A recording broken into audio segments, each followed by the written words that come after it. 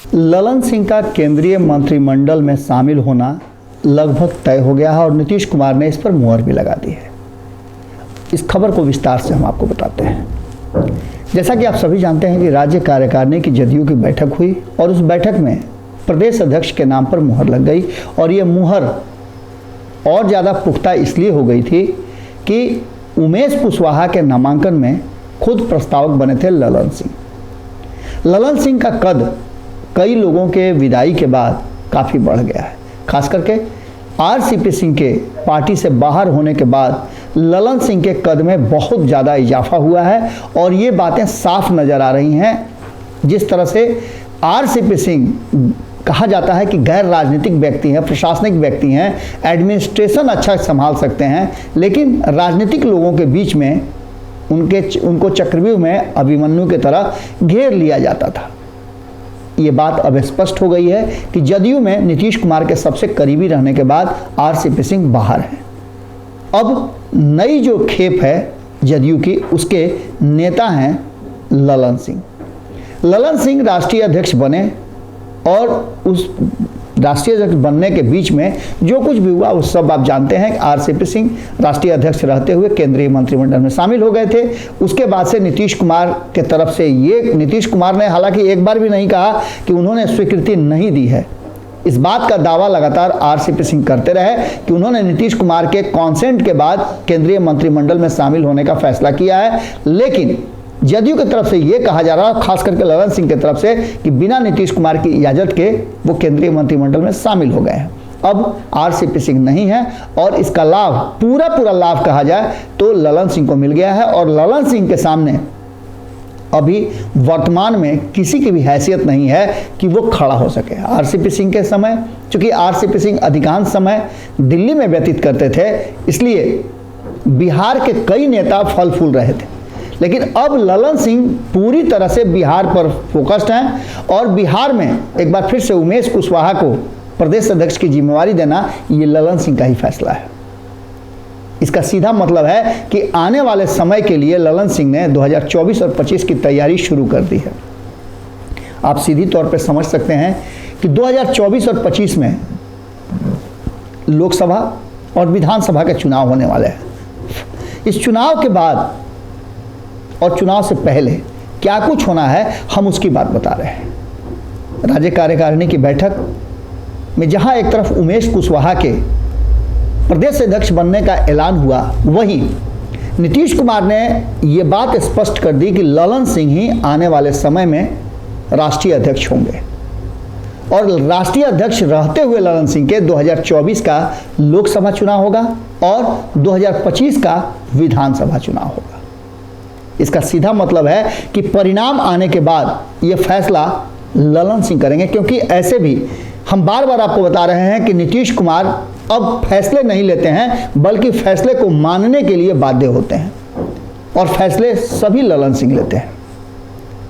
ललन सिंह के इस फैसले को लेकर के और ललन सिंह को फिर से राष्ट्रीय अध्यक्ष बनाए जाने को लेकर के ललन सिंह का एक ही मोटिव था और वो था आरसीपी सिंह के जैसा ही केंद्रीय मंत्रिमंडल में जगह पाना। हालांकि कहा यह जा रहा था कि ललन सिंह के लिए रास्ते बन रहे थे, लेकिन ललन सिंह राज्य मंत्री नहीं बल्कि केंद्रीय मंत्री बनना चाहते थे और अब उनके केंद्रीय मंत्री बनने का रास्ता जो है वो साफ होता नजर आ रहा है।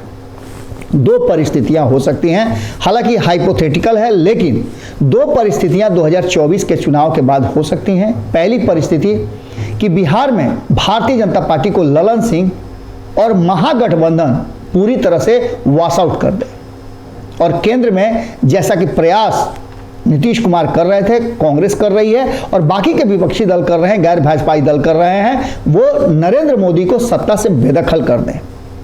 ऐसी स्थिति में ये पक्का हो जाएगा कि ललन सिंह केंद्रीय मंत्रिमंडल में केंद्रीय मंत्री बनेंगे। ये एक रास्ता है और दूसरा रास्ता है कि जिस तरह से लगातार पिछले कई वर्षों से जनता दल यूनाइटेड का स्वरूप रहा है कि वो सत्ता के लिए इस पाले से उस पाले उछल कूद करती रही है, जिसका कि आपने देखा होगा कि नीतीश कुमार जब निकले थे विपक्षी एकजुटता के लिए तो लोगों ने संदेह व्यक्त किया था और भरोसा नहीं किया था नीतीश कुमार पर। यही कारण है कि नीतीश कुमार ने हथियार डाल दिया है। अब आगे लालू प्रसाद, तेजस्वी यादव और अन्य लोग जिस तरह से भी चाहे वो नरेंद्र मोदी के विरुद्ध एक साझा विपक्ष की तैयारी शुरू करें और नीतीश कुमार उसका पार्ट बनने के लिए तैयार है। तो ऐसी स्थिति में अगर इतने सीट जनता दल यूनाइटेड को महागठबंधन में रहते हुए आ जाते हैं, क्योंकि सबसे पहला झमेला तो सीट शेयरिंग के समझौते को लेकर के ही होगा।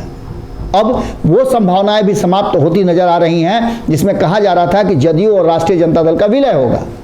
ऐसी स्थिति में नीतीश कुमार के पास लगभग 27-28 सीटें जरूर होती और इन सीटों पर उनका नीतीश कुमार का पूरा वर्चस्व चलता, क्योंकि पार्टी जब एक हो जाती तो उनका अधिकार चलता।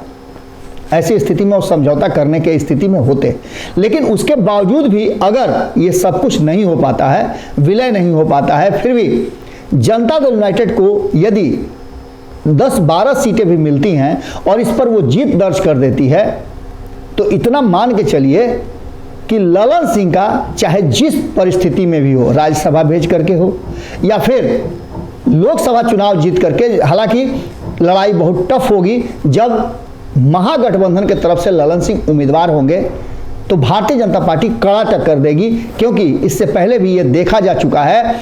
2019 के चुनाव से पहले 2014 में ललन सिंह बुरी तरह से परास्त हुए थे एनडीए से। अब 2024 में यदि महागठबंधन के तरफ से ललन सिंह चुनाव लड़ते हैं तो जीत हार का क्या आंकड़ा होगा ये तो उस समय पता चलेगा, लेकिन अगर कुछ सीटें जीत करके आ जाते हैं ललन सिंह तो ये संभावनाएं व्यक्त की जा रही हैं कि आने वाले समय में अगर भारतीय जनता पार्टी को कुछ सीटों की कमी रह जाएगी तो उसके लिए जदयू तैयार नजर आएगी। सीधा बात समझ लीजिए कि आने वाले बिहार और देश की राजनीति का मुस्तकबिल बिहार से तय होना है और बिहार से तय होने के लिए कहीं ना कहीं नीतीश कुमार ने अग्रसूची सदा सुखी वाला जो रूल है वो अपनाया है और आने वाले 2024 और 25 के चुनाव से पहले बिहार की राजनीति में बहुत कुछ होना है। आपने देखा कि किस तरह से नीतीश कुमार 2015 में चुनाव लड़ते हैं महागठबंधन से और 2 साल के अंदर ही सरकार बनाते हैं एनडीए के साथ। वैसे ही 2020 में एनडीए के साथ चुनाव लड़के नीतीश कुमार 2 साल के भीतर ही महागठबंधन के साथ सरकार बना लेते हैं। अब आने वाले 2024 में 2 साल के बाद फिर क्या होगा ये अभी से कहा जा रहा है कि चर्चा का विषय बना हुआ है और नीतीश कुमार कैसे भरोसा जमाएंगे, ललन सिंह का क्या रोल होगा, ये अब लगातार चर्चा शुरू हो चुकी है। जुड़े रहिए भारत लाइव के साथ, खबरों का सिलसिला लगातार जारी है।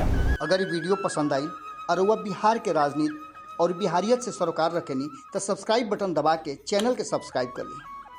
ओजे एगो घंटी बा, ओकरा बटन दबा देला से कुल सटीक और मारक खबर रुआ मुफ्त में मिल जाई। अगर रुआ पत्रकारिता के हमनी के नया प्रयोग में सहयोग कर चाहतानी तो ज्वाइन बटन दबा दी। पेटीएम नंबर नोट कर ली 9386816700। धन्यवाद।